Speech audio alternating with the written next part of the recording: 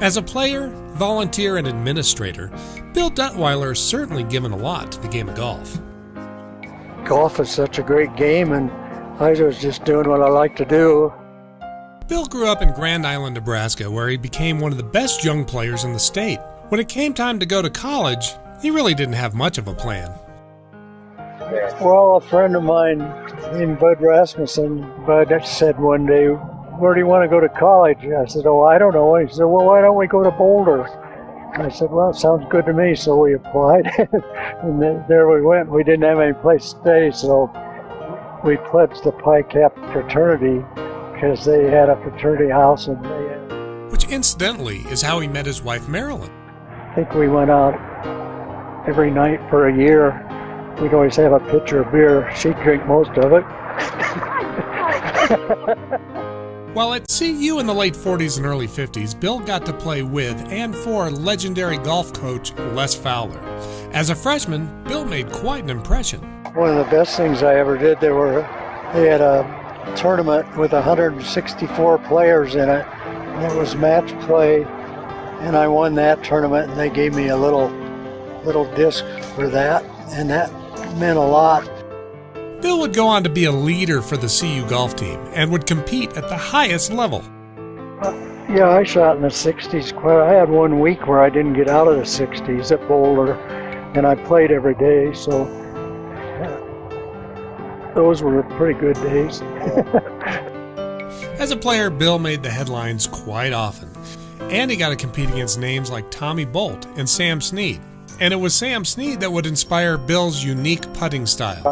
I saw Sam Snead putting side straddle, and I thought, well, if he can do that on TV, I don't have to feel funny doing it here. So I went down to the Ping factory and had him build me a putter. I told him what I wanted and how to make it, and so he made me a side straddle putter, and I said, "What do I owe you?" And he says, "Nothing." They said, "This was so much fun. You can just have it." Little did Ping know they'd be selling long putters years later. Bill's love for the game has gone far beyond his playing it.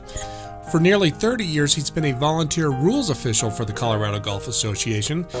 The more you learn, the more you know you don't know, and you just keep trying. And I've met a lot of nice guys, other rules officials, and he's also sat on numerous Colorado Golf Association committees and has served on the Board of Governors for 6 years. Bill also volunteered for every international play down at Castle Pines. You had to be on the ball because you're keeping score for 3 guys normally. If somebody slices and somebody hooks, why, you got to be quick on your feet because you have to record every stroke as it's hit. Speaking of recording every stroke correctly, Bill has served as a club president, handicap chairman, treasurer, or you name it, for men's clubs for well over 30 years, the last 29 years of which have been at the same place. So how long has Bill been at Raccoon Creek? Well, how old's the course? We played a couple years before it opened, and ever since. In 1983, Bill brought over the nucleus of the defunct Chatfield Men's Club and built the Raccoon Creek's Men's Club into what it is today. And Bill has served in every role possible in doing so. I've been past president and treasurer and vice president about all the different boards, and I'm now the handicap chairman. It's been a ball. It's really a neat place. When I joined the club, Bill had always been the handicap chairman rules official in the club, and he was a key job he puts on, along with the tournament director, organizes all the events. Bill comes in and does all the scoring. Bill loads, with the help of some other members, loads the scores in himself of all of the rounds, and he's done this tirelessly, never asked for any help. Well, he gets a little help. Because what he does when he comes in and does handicapping is he's pretty deliberate now because he's slowed down a bit. But his wife, Marilyn, comes in and sits in a chair and reads while he's at the computer, doing his thing to maintain handicaps. And as a volunteer leader of Men's Club for over 3 decades, Bill has been a tireless supporter of the Evans Scholarship in Boulder. Well, unfortunately, we don't have a caddy program, but I think Bill Detweiler has been instrumental in supporting the Evans Eisenhower Scholarship Fund, probably mainly because he was a student there at CU.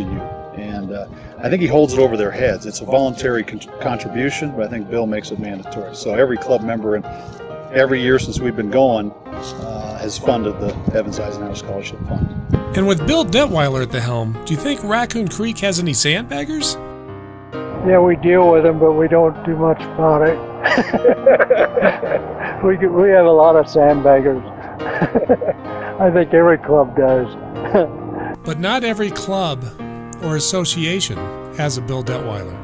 For a lifetime of service and devotion to the game of golf, we honor Bill with the 2012 Distinguished Service Award.